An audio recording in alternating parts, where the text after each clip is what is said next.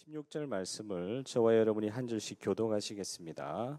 성경 마태복음 1장 1절부터 16절 말씀 다 함께 교독하시겠습니다. 제가 1절 읽습니다. 아브라함과 다윗의 자손 예수 그리스도의 계보라.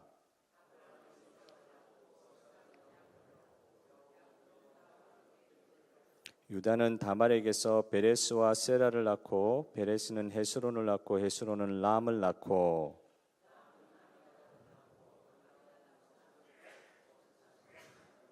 살문은 라합에게서 보아스를 낳고 보아스는 룻에게서 오벳을 낳고 오벳은 이새를 낳고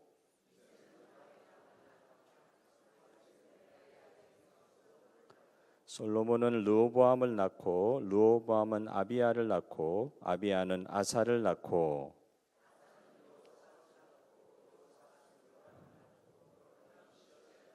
우시야는 요담을 낳고 요담은 아하스를 낳고 아하스는 히스기야를 낳고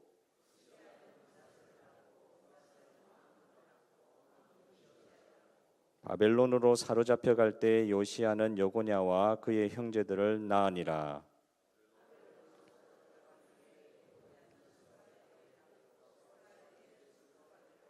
스룹바벨은 아비웃을 낳고 아비웃은 엘리야김을 낳고 엘리야김은 아소르를 낳고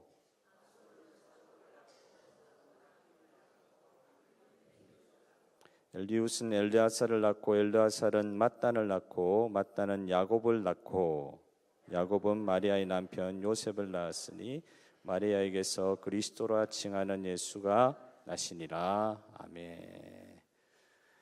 갑자기 구약에서 이제 신약으로 넘어간 이유는 우리 초등학교, 우리 주일학교 학생들이 가스펠 프로젝트를 계속 우리가 지금 진행하고 있는데 우리하고 진도가 안 맞아요. 그래서 어른들이 한 2달 내지 석 달 정도 지금 빠르기 때문에 진도를 맞추기 위해서 제가 구약에서 바로 신약으로 넘어갔다가 진도가 거의 맞춰질 때쯤 되면 구약 3권으로 다시 돌아올 것입니다. 불만이 가득하신 얼굴인데도 할 수 없습니다.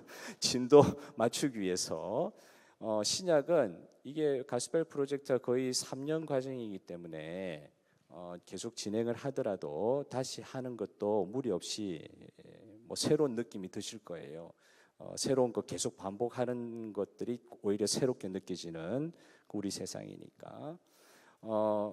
여러분 오늘 구약의 그 신명기 전까지 구약 백성들이 나라를 이루기 전까지의 그 상황들을 조금 살펴보다가 신약으로 바로 넘어왔는데요.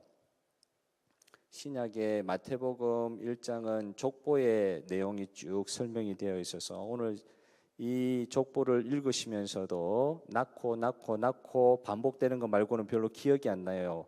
외국 사람 이름들이 대부분이기 때문에 우리가 잘 아는 뭐 다윗, 아브라함 정도는 기억을 할지 모르겠는데 아소르 뭐 이런 이름은 우리가 듣도 보도 못한 이름이란 말이죠.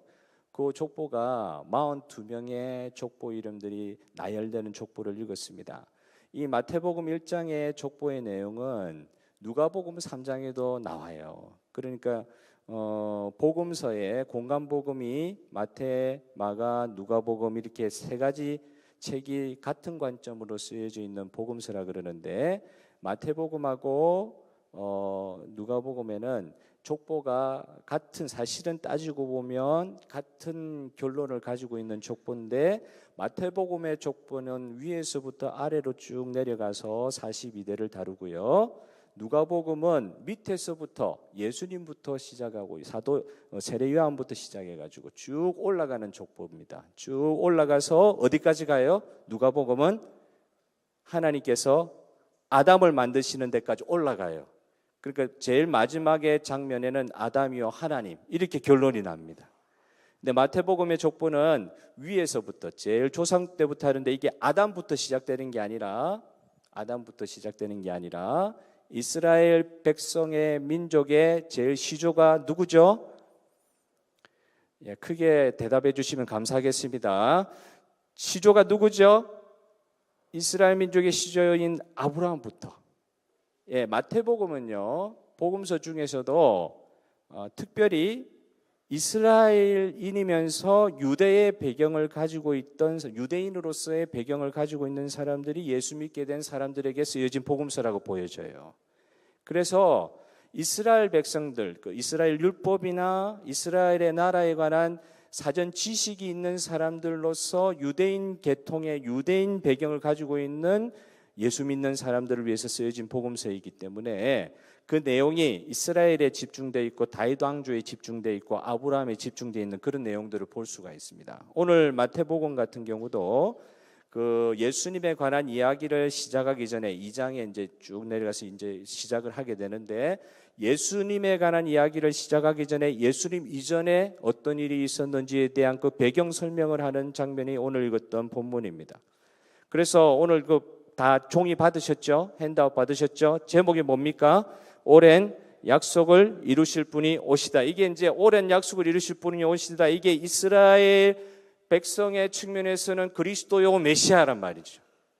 약속으로 주어진 그 전에 실제로 예수님이 오시기 전에 아브라함 때로부터 혹은 그 이전 아담의 때로부터 창세기 3장 15절로부터 복음이 선포, 그 원시복음이라 그러죠. 그 원시복음 혹시 여기 내용이 안 나와 있지만 내용을 혹시 아십니까? 창세기 3장 15절 어떤 내용이 있죠? 여자의 후손은 뱀의 머리를 부수고, 뱀은 여자의 후손의 어디를 물어요? 발꿈치를 물리라. 이게 이제 원시복음을 해가지고 복음의 최초의 형태다. 그게 창세기 3장 15절 아담의 때로부터 복음이 주어졌어요. 그 뒤에 올 시 메시아 이런 사상이 그 창세기 3장부터 주어진 거예요. 그게 쭉 이어내려오다가 하나님께서 아브람 11장까지, 창세기 1장부터 11장까지는 온 세계의 역사를 다 다루다가 창세기 12장에 갑자기 깔때기처럼 좁아집니다. 온 세계의 역사를 다루던 구약의 창세기 1장부터 12장의 역사가 한 인물에게 집중되는데 그 사람이 누구예요? 오늘 제일 첫 번째 족보의 이름을 드리고 있는 아브람. 원래는 아브람이었죠. 아브람이 아브라함이 된 것입니다. 그 아브라함에게 창세기 12장이 집중이 되는데 그 아브라함이 오늘 마태복음 예수님에 관한 족보에 제일 먼저 이름으로 나온다는 것이죠. 마태복음 1장 1절을 여러분 그 핸드아웃 읽어보십시오. 마태복음 1장 1절에 보면 다 같이 한번 읽어보겠습니다. 시작. 아브라함과 다윗의 자손 예수 그리스도의 계보라. 계보란 말이 족보란 말입니다. 전에도 한번 말씀드렸습니까? 구약의 창세기는 원래 이 창세기사에 대한 이야기, 구약에 있는 이야기 중에 특별히 창세기는 역사책이라고 그러는데 그 창세기는 다른 말로 하면 족보책이에요.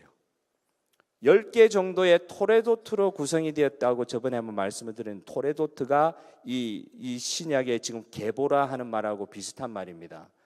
10개의 족보들이 창세기에 쭉 나와요. 요셉의 이야기가 나오기 전에 다른 족보 이야기가 나옵니다. 아브라함의 이야기가 나오기 전에 그 아브라함의 아버지 됐던 데라의 족보가 쭉 나와요. 그래서 셈, 함, 야벳, 셋이라 그러죠. 셋으로부터 쭉 이어진 아브라함의 족보가 쭉 내려온 부분이 데라의 족보가 딱 나타나고, 그리고 나서 아브라함 이야기가 12장부터 시작되는 거예요. 창세기가 족보의 책이라고 하면 복음서, 이 신약의 마태복음도 누가복음도 족보로 시작된다는 거, 이건 이제 우리가 잘 살펴봐야죠. 이게 낳고 이게 의미 없이 그냥 쓰여진 족보가 아니라 예수 그리스도의 구속의 족보, 예수 그리스도의 메시아의 족보. 오늘도 1장 1절에 예수 그리스도라 하면 그리스도는 메시아라는 뜻이거든요. 기름 부음 받은 자라는 뜻이거든요. 다윗의 후손이라는 뜻이거든요. 예수 그리스도의 족보다. 이제 이게 이렇게 시작이 되고 있습니다. 그 밑에 보면 창세기 22장 18절에 있었던 말씀에 대한 하나의 해석이죠. 하나님께서 아브라함과 언약을 맺으실 때, 약속을 맺으실 때 아브라함에게 주신 말씀이죠. 내가 내 씨로 말미암아 천하 만민이 복을 얻게 하리라. 내 씨를 가지고 큰 민족을 이루겠다.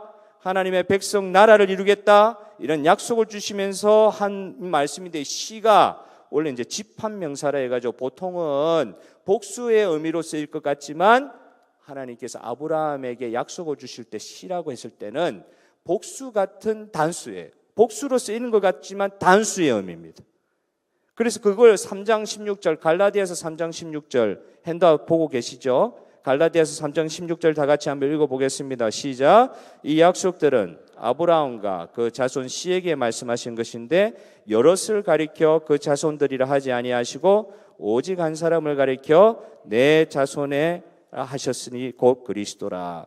아브라함의 자손이 여러 명이고 민족이고 하늘의 별과 같이 바다의 모래와 같이 많을 것이라고 이야기하시면서도 하나님께서 집중하시고 아브라함을 통해서 누가 나오느냐? 누가 나와요?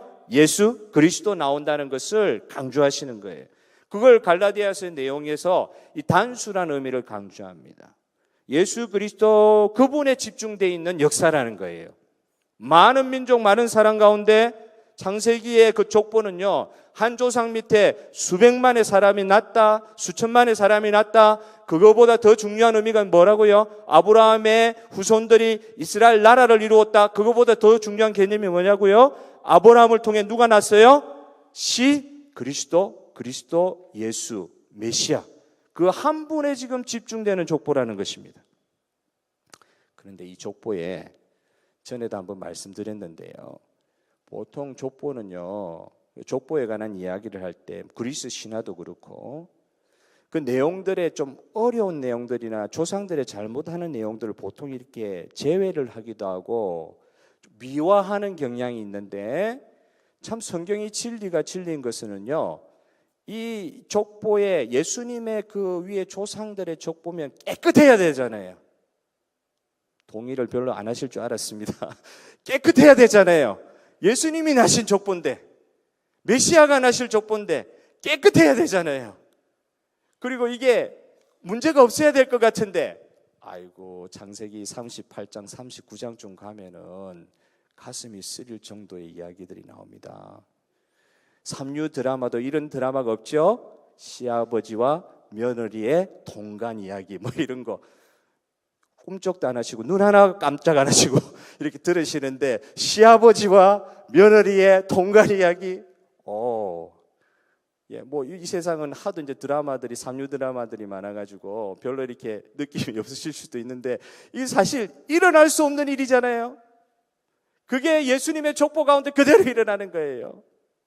유다가 뭐 이유는 있었지만 그 며느리 된 다말과 동간아 이렇게 관계를 가져서 낳은 아들 중에 예수님의 조상이 있다는 거죠. 마태복음 1장 3절 그대로 이야기하고 있습니다.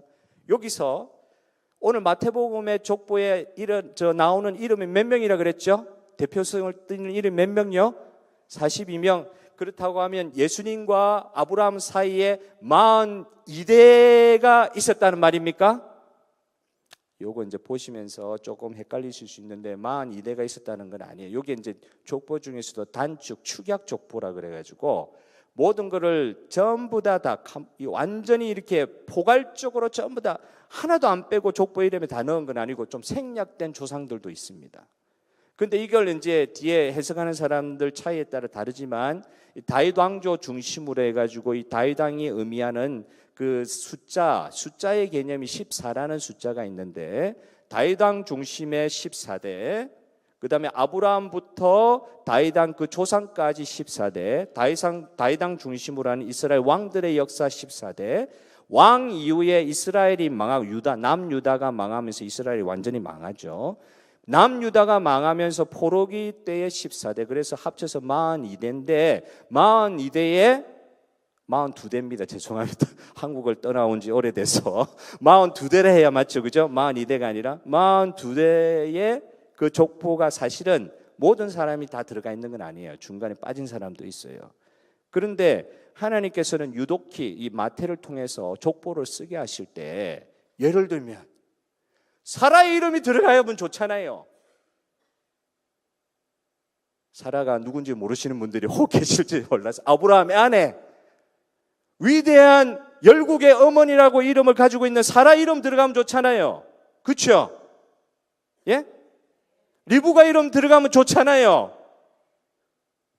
그런데 여자가 지금 마리아를 포함해서 5명의 여자 이름이 들어가는데 4명의 이름은요, 정말로 안 들어가면 좋을 사람들의 이름, 여자 이름들 4명이 들어가 있어요. 여러분, 족보를 쓸 때는 잘못된 거는 좀 숨겨야 되잖아요. 예를 들면 사라 같은 좋은 사람 이름이 있잖아요. 예를 아브라함이 사라와 결혼해서 낳은 사람이 이삭이다. 이 정도 설명을 해줘야 되는데 마태복음 1장 3절에 구약에 있는 말을 인용하고 있습니다. 유다는 누구에게서요? 다말에게서. 유다 자기 누구예요? 자기 며느리. 있어서는 안 되는 일에 족보를 그게 넣어놓은 거예요. 그 위에 좋은 이름들 다 있는데 좋은 이름들 다 빼버리고 유다는 다말에게서 베레스와 세라를 낳고 일어나서는 안 될 일이 일어나서 그 가운데 낳은 자식이 예수님의 조상이다. 더한 거는요, 이스라엘 사람 입장에서 마태복음을 읽는 유대계통의 이스라엘 사람 입장에서는 더 이해하기 어려운 거는 마태복음 1장 5절의 내용입니다. 핸드아웃을 한번 보십시오. 살몬은 라합에게서 보아스를 낳고 보아스는 룻에게서 오벳을 낳고 살몬이 라합하고 결혼해가지고 보아스를 낳았다는데 이 라합이 뭐 하는 사람이에요? 기생 창녀이다. 요수아가 여리고성을 함락하여 들어갈 때에 이스라엘 정탐꾼들을 숨겨줬던 사람, 그 사람의 이름이 라합이잖아요. 그 사람이 이 유다 지파의 후손인 살몬하고 결혼을 해가지고 보아스를 낳았다. 그런데 보아스는 사실 살몬의 아들은 아닙니다. 한 몇 대 후배 이 시기를 보면은요, 살몬의 아들이 보아스라고 보기는 좀 어려워요. 중간에 비어있는 시간들이 있는데 그 사이에 조상들이 또 있겠죠. 근데 14대에 맞추다 보니까 중요한 사람 이름 중심으로 넣되 보십시오. 아까 말씀드렸듯이 라합을 넣고요. 라합을 넣지 말고 사라를 넣으면 좋고 리브가를 넣으면 좋은데 다말을 넣고요. 살몬은 라합은 이스라엘 사람 입장에서는 받아들이긴 어려운 이방인이기도 하고 창기이기도 하고 기생이기도 하고 이거는 해당이 안 되는 사람이 지금 들어와 있는 거예요. 이스라엘 사람 입장에서는 더더군다나 룻도 모압 여인이죠. 이스라엘 백성이 아닙니다. 보아스와 결혼해서 오벳을 낳고 원래는 보아스라고 결혼할 수 없는 사람이 룻이었잖아요. 그런데 하나님께서 희한하면 거기 헤세드라는 단어를 쓰는데요. 하나님의 그 은혜로 룻을 보아스의 가문에 연결시키는 하나님의 그 오묘한 이야기, 사랑 이야기, 그냥 사람의 단순한 사랑 이야기를 넘어서서요. 하나님이 룻과 보아스의 만남을 통해서 보여주시는 하나님의 우리 백성들을 향하신 놀라운 오묘한 사랑의 이야기. 보아스와 룻은 원래 만날 수 있는 사람들이 아니었습니다. 원래 룻에게는 남편이 있었어요. 남편이 죽었는데 이 모압 여인이 이스라엘 땅에 와서 보아스라는 남자와 결혼했는데 이 사람이 결국 다윗의 직계 조상이 되는 거죠. 여기까지 벌써 보십시오. 좋은 이름 다 빠지고 사실은 들어가지 않아야 될 여자 이름들이 여러 명 나왔습니다. 그 앞에 14대까지. 두 번째 14대 이스라엘 왕의 이야기죠. 다윗 왕 이야기가 나왔습니다. 다윗 왕의 아들들 보통 이스라엘의 왕을 이제 이 통일 왕국부터 시작하면 20 몇 명 정도 되는데 20명 조금 넘게 될 거예요. 다윗하고 솔로몬 포함해가지고. 근데 솔로몬부터 나라가 나뉘죠. 남쪽 유다에 19명인가? 그 다음 북쪽이 20명인가? 제가 지금 정확하게 말씀 못 드려서 죄송합니다. 나라가 나뉘었어요. 나뉘어가지고 다른 왕조를 가졌는데 북쪽에는 9개 왕조가 맨날 배반하고 맨날 그랬기 때문에 한 200년 혹은 250년의 기간 동안에 왕조가 9번이나 바뀌었어요. 그런데 남쪽 유다는 하나의 왕조로 쭉 이어집니다. 나라가 약해도 원래 북쪽이 더 강해요. 10지파가 올라갔으니까. 남은 건 유다와 베냐민 2지파밖에 없잖아요. 원래 힘은 북쪽 이스라엘이 더 센 거예요. 그 나라가 더 강성한 거예요. 그런데 그 나라는 계속 왕조가 바뀝니다. 나라가 약한 듯 해도 남쪽 유다는 유다 베냐민 지파 중심으로 똘똘 뭉쳐서 하나의 왕조, 그게 어떤 왕조입니까? 다윗 왕조. 다윗의 아들들이 계속 이어져서 그 왕조를 유지합니다. 유다 왕조는 바벨론에게 586년, BC 586년에 망하기 직전까지 하나의 왕조였어요. 하나의 왕조로 쭉 유지가 되면서 가는 모습을 보여주는데 아니나 다를까 예수님의 족보는 다윗의 족보이기 때문에 마태복음에는요 북이스라엘 왕 이름은 하나도 안 나와요. 거기에 왕들이 여러 명 지금 거명이 돼 14명이나 거명이 되고 있음에도 불구하고 10명 이상이 거명되고 있음에도 불구하고 북쪽 이스라엘의 왕 이름은 한 번도 이야기가 되지 않아요. 누구요? 오직 다윗의 자손인 왕들 이름만 지금 묘사가 되고 있는 것입니다. 그런데 다윗왕 때부터 다윗왕의 왕인들이 다윗왕의 후손들이니까 다윗이 좋은 사람이니까 아주 이제 좋은 왕들이 계속 나와야 되는데 문제는 마태복음 1장 6절 두 번째 2번에 마태복음 1장 6절 한번 읽어봅시다. 시작. 이새는 다윗은 우리아의 아내에게서 솔로몬을 낳고 이 우리아의 아내가 누굽니까? 밧세바잖아요. 밧세바. 밧세바인데 밧세바의 이름도 거명되어 있지 않아요. 앞에는 여자들의 이름이 거명이 되어 있잖아요. 근데 우리아의 아내에게서 솔로몬을 낳고 하고 밧세바는 이름 자체는 거명도 되어 있지 않아요. 이 사람은 우리아라는 사람 자체가 헷 사람이죠. 이스라엘 사람이 아닙니다. 다윗의 충복이긴 하고 충실한 장군이긴 했지만 다윗의 자손 이스라엘 자손은 아니었어요. 근데 이 헷 사람의 부인이니까 밧세바도 이스라엘 사람이 아닐 가능성도 많죠. 거기다가 다윗하고 통관을 해서 낳은 아들이 솔로몬인데 솔로몬이 다윗의 뒤를 이었어요. 예를 들면은 적통같이 여겨지는 이스라엘 유다 혹은 이스라엘 지파 안에서 결혼했던 다윗의 아내들 그 자손들이 있는데도 불구하고 밧세바와의 이 관계 부정한 관계를 통해서 낳은 아들 솔로몬이 다윗의 적통을 이어서 그 뒤에 그의 아들들이 예수 그리스도의 조상이 되었다. 여기도 마찬가지입니다. 앞에 세 사람의 여자 이름과 마찬가지로 밧세바는 이름도 나오지 않고 그 자신의 이 내용들이 족보에 그대로 올라가 있는 거예요. 예수 그리스도의 족보에서는 일어나지 않아야 될 일들이 지금 그리고 굳이 거명하지 않아도 될 이야기들이 그대로 족보에 거명이 되고 있습니다. 예수 그리스도 메시아의 족보가 깨끗해야 될 것 같은데 왜 이런 아픈 이야기들이 계속해서 이름으로 남아있을까? 왕상 2장 4절에 이건 이제 다윗이 솔로몬에게 한 유언과 같은 이야기거든요. 그 아들 솔로몬에게 이제 죽기 직전에 유언과 같이 준 이야기 중에 왕상 2장 4절의 말씀이 있습니다. 다 같이 한번 읽어보도록 하겠습니다. 시작.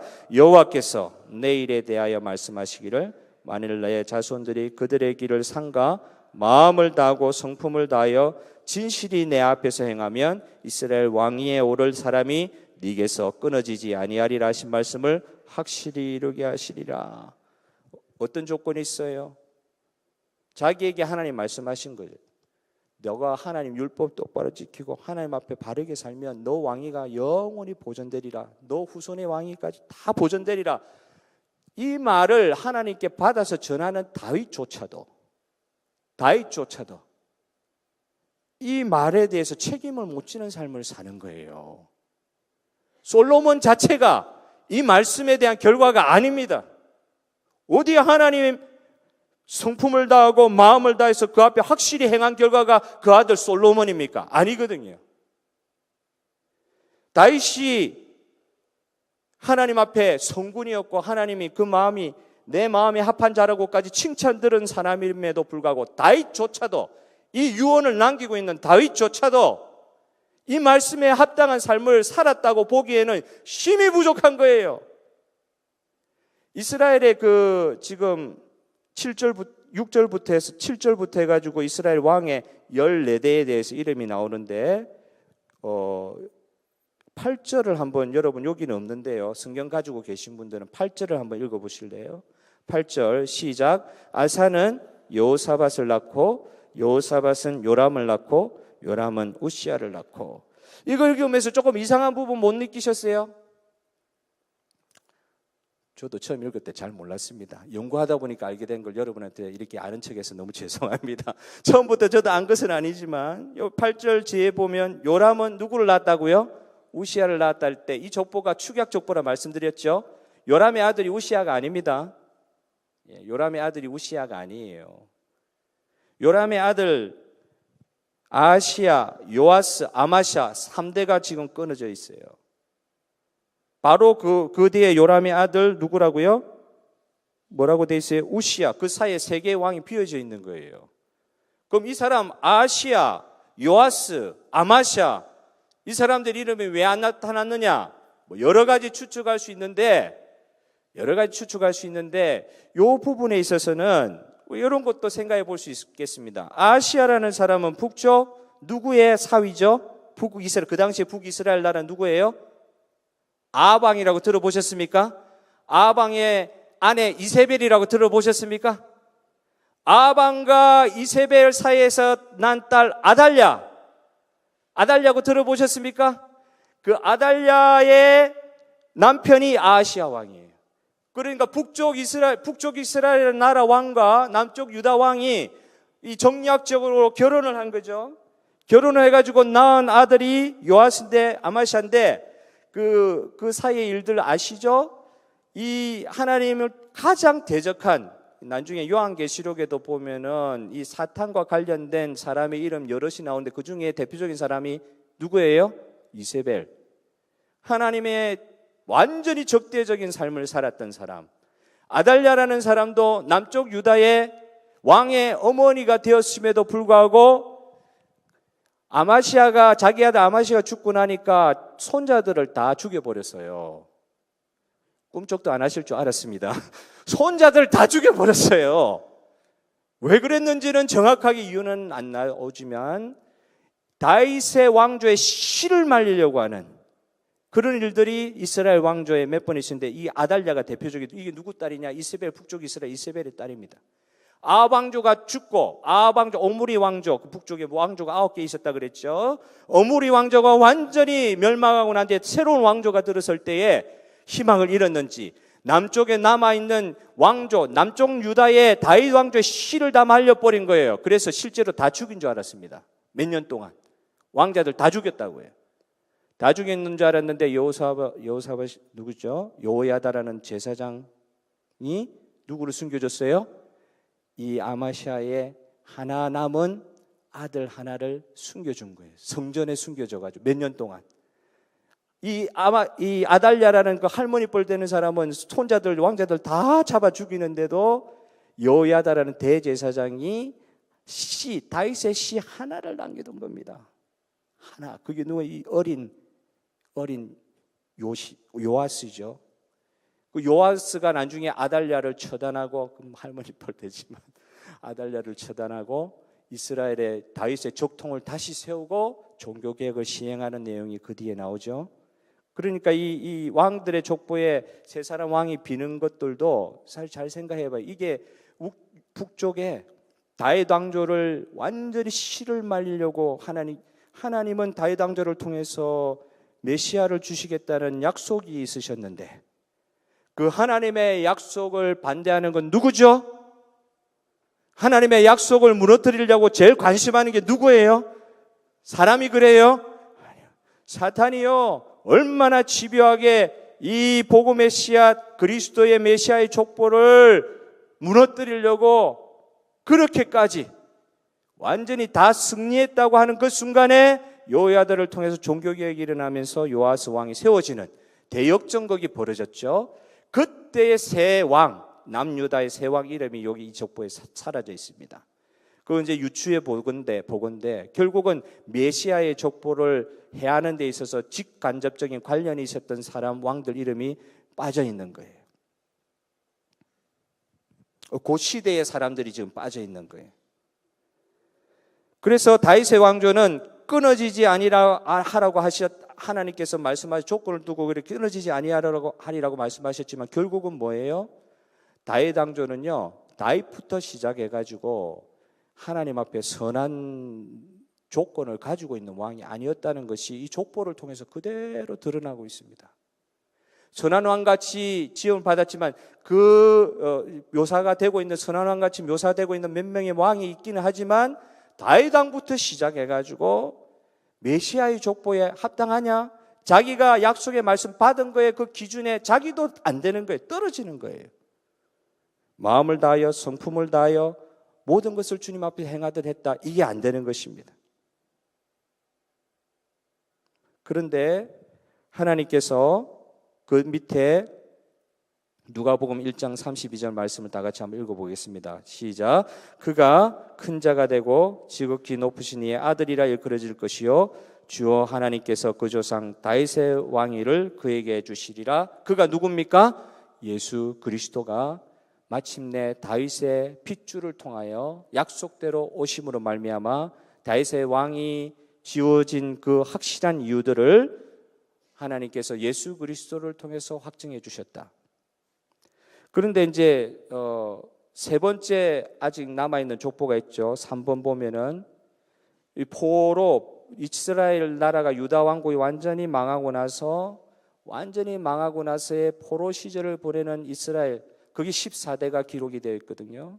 그게 3번에 이어본 마태복음 1장 12절 말씀 다 같이 한번 읽어보겠습니다. 시작. 바벨론으로 사로잡혀 간 후에 요고냐는 스알디엘을 낳고 스알디엘은 스누바벨을 낳고, 이 요고냐가 누구냐면 이 사람이 다윗의 후손이에요. 그 왕의 후손이면 왕자가 돼야 되잖아요. 그렇죠? 요고냐라는 이름이 정확하게 역대상, 역대하, 열왕기하 이렇게 나타나 있지 않아요. 이게 누구냐 하니까 누구예요? 이스라엘의 마지막 왕이 시드기야고 그 바로 전에 왕이 여호야긴이잖아요. 여호야긴 왕이 나중에 이름이 요고냐로 바뀝니다. 왜?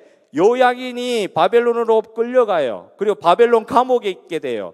아마 십수년 혹은 수십 년의 시간이 지나고 나서 바벨론의 새로운 왕이 나타났을 때 바벨론이 그 여호야긴 요고냐를 감옥에서 풀어주는 일이 생깁니다. 그러니까 보십시오. 이스라엘 왕조가 완전히 망하면 왕조가 망했다는 말은 왕의 씨가 마른다는 뜻이거든요. 그런데 바벨론은 포로로 그 왕의 후손들을 데리고 간 가운데 바벨론에서 하나님께서 신기하게도 여호야긴 시드기야는 두 눈이 뽑혀서 끌려갔다 그랬죠. 그 전에 여호야긴이 끌려갔을 때 감옥에 갇혔는데 제일 그 역사에서 제일 뒤에 끝에 보면 여호야긴이 언제 해방되었다 풀려났다는 이야기가 나와요. 이 여호야긴이 바로 요고냐인데, 요고냐가 자녀를 낳았는데 이름이 스알디엘이에요. 스알디엘의 아들이 누구냐? 스룹바벨인데, 이제 다른 역사서에 보면 또 이거 헷갈려가지고 스알디엘의 아들이 스룹바벨이라고도 하고, 다른 성경의 본문에 보면 부다야가 스룹바벨의 아들이라고 나오기도 하는데, 이게 이제 아마 스알디엘이 빨리 죽었거나 해서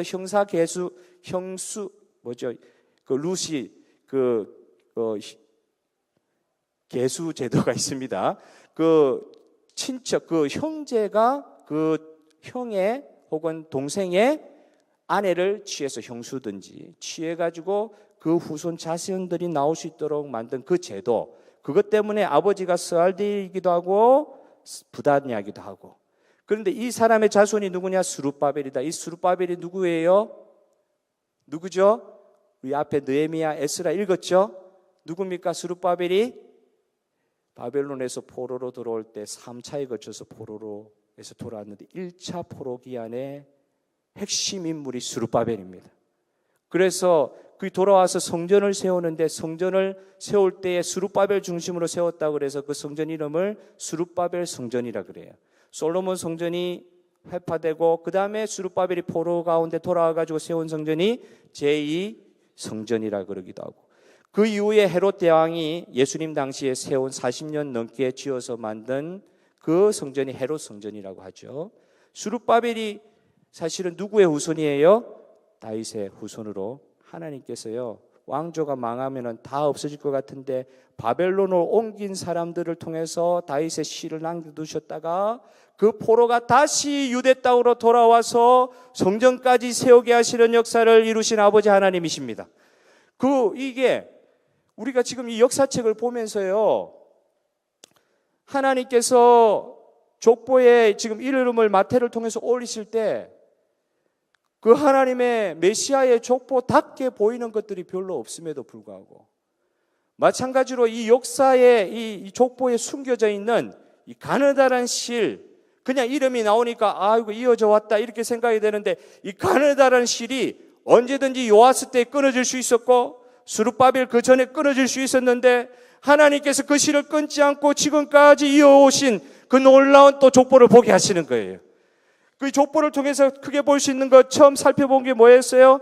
인간의 약함은 메시아의 족보에 그대로 오히려 잘된 부분을 묘사하는 것이 아니라 인간의 약함이 그 족보의 묘사가 그대로 되어 있습니다. 그 족보는 망해야 되는 족보같이 보여요. 그런데 하나님께서 인간의 약함을 그대로 드러내시면서 결국 메시아 되신 예수 그리스도께서 이 모든 문제를 해결하실 것을 또한 보여주시는 것입니다. 족보를 통해서 두 번째 볼 수 있는 것이 뭐라고요? 가느다랗게 이렇게 끊어질 듯 하면서 하나님의 약속의 족보는 절대 끊어지지가 않는 거예요. 다 됐다, 힘들다, 이거는 이제 안 된다, 끊어졌다, 막장이다, 이제는 더 이상 바벨론 포로로 끝나가면 거기서 끝나야 되잖아요. 근데 그 왕조가 다시 이스라엘로 넘어와가지고 왕국을 다시 세우지도 못했는데 그 이후로 2000 몇백 년 동안 왕국이 없었잖아요. 왕조가 없었잖아요. 그리고 예수님 이후에 족보는 예수님으로 이제 끝나잖아요. 그 예수님까지 이어오는 이 족보 가운데 하나님께서 예수님의 그 족보, 믿음의 족보를, 메시아의 족보를 얼마나 강력하게 붙드시고 그 족보를 통해서 하나님께서 안 될 것 같은데 일을 되게 하시는, 족보를 통해서 보여주시는 것은 결국 인간의 약함과 인간의 생각하는 한계가 우리 주 예수 그리스도의 메시아 이 씨 하나밖에 없는 단수와 같은 씨 하나를 남겨두시기 위하여 이 족보를 유지해 가시는 가운데 하나님께서 얼마나 놀라운 일들을 그 사이에 역사하시면서 하나님이 일을 하셨는지, 하나님이 메시아를 만드시는 그 족보를 통해서 어떤 걸 느낄 수 있습니까? 철저한 인간 편에서의 좌절, 철저한 인간 편에서의 무기력, 철저한 인간 편에서는 불가능, 철저한 인간 편에서는 죄악, 철저한 인간 편에서는 아무것도 할 수 없는 무능력. 그런데 하나님께서 만들어 가시는 그 가운데 안 될 것 같은데 되게 하시는 하나님의 가능, 하나님께서 모든 죄악의 문제에서부터 메시아를 진짜 그 죄악의 구렁텅이, 죄악이 완전히 덮어버린 그곳에서 생명의 빛, 죄악의 모든 어둠에서 생명의 빛으로 열어주시는 하나님의 능력, 하나님의 빛, 하나님께서 약속을 신실하게 이루시는 약속의 성취하심, 이게 인간의 힘으로 되지 않는 하나님의 하시는 일들을 보여준다는 것입니다. 오늘 저와 여러분은 많은 분들이 성경의 역사를 보면서 아이고 인간이 쓴 책이네 이렇게 생각하니까 마태복음 39장쯤 되면은 이게 뭐냐, 이게 무슨 삼류 드라마도 아니고 여기서 무슨 메시아 이야기를 나오냐, 메시아의 조상이라고 하는 왕들의 그 이야기를 보면서 낭망하게 되죠. 전혀 가능성을 못 찾는 거예요. 희망이 없는 것입니다. 그걸 또 가감없이 주님께서는 인간의 약함을 그 족보 가운데 그대로 보여주셔요. 오늘 저와 여러분이 하나님을 만날 때에 언제 하나님을 진짜 만납니까? 진짜 하나님을 언제 깊이 만납니까? 언제 하나님을 정말 나의 인격적인 메시아로서 접촉하십니까? 가능성이 없고 맨날 불신앙 가운데 있고 제대로 산다고 애를 쓰지만은 인간의 연약한 가운데 어떻게 내 안에서는 가능성을 찾을 수 없을 그때, 나에게서 선한 것이 하나도 나오는 것이 없다고 생각하는 그때, 그 깨달음에 이르렀을 때 하나님의 은혜가 나를 강력하게 붙들어서 절대 놓지 아니하시고 하나님이 약속하신 것을 사람이 열심히 해가지고 그 약속을 이루는데 도움을 드리는 것이 아니라 인간은 그 약속의 근거에서도 완전히 실패하는 모습을 계속 보여주고 있지만 하나님은 다시 당신의 제시하신 약속을 스스로 이루시기 위해서 지금까지도 우리 가운데 역사하시는 하나님인 줄 믿으시기를 바랍니다. 언제 하나님을 깊이 만납니까? 내가 하나님을 위해서 열심히 일할 때, 그리고 내가 하나님 안에서 어떤 인생의 보람을 느낄 때, 그때도 중요하다고 볼 수 있지만 진짜 하나님을 깊이 만날 때, 내가 하나님 앞에 정말 아무것도 아닌데 하나님께서 이런 상황 가운데서도 구속의 일을 이루시기 위해서 이렇게 오셨다. 끊어질 것 끊어지지 않게 해주셨다. 대표성이 있는 이스라엘의 족보 가운데 참 입으로 담기 어려운 일들이 그 족보에 다 서려 있다. 우리 모습 아닙니까? 그런데 하나님께서는 당신의 약속을 이루신다. 오늘 오랜 약속을 이루신 분이 오셨다. 그리스도 예수께서 오심으로 이 모든 문제에서, 이 모든 흑암에서 우리를 건져주신 줄 믿습니다. 예수님께서 오늘 어떻게 오셨는지 이 족보를 보여주면서 여러 가지를 이야기를 할 수 있지만 단 한 가지 우리가 오늘 중심에 두고 기도해야 될 것은, 예수님, 정말로 이루어지지 않을 일이 내 삶 가운데 이루어졌습니다. 불가능이 예수님 때문에 가능해진 줄 믿습니다. 이 일을 이루신 분은 주님이십니다. 내가 사역하는 것이 아니라 주님께서 나를 통해서 사역하시는 거 내가 참 믿게 하여 주시기를 원합니다. 내가 주님께 매여 있는 거 믿게 하여 주시기를 원합니다. 나는 그냥 내 힘으로 볼 때는 그냥 손 놓고 싶을 때도 주님께서 지금 붙들고 계신 것을 내가 믿게 하여 주시기를 원합니다. 이 시간 믿음을 허락하여 주시옵소서. 은혜를 허락하여 주시옵소서. 은혜, 그게 이제 헤세드거든요. 아까 말씀드린 헤세드. 그 은혜 때문에 내가 지금 유지되고 있습니다. 오늘 이 시간 서 있습니다. 그 은혜로 주님께서는 또 일해 가실 것입니다. 그걸 믿음으로 선포하는 이 저녁에 저와 여러분의 믿음의 선포가 되시고 고백이 되시기를 주님의 이름으로 축복합니다. 시간 다 같이 찬송 한 장 부르고 기도하도록 하겠습니다.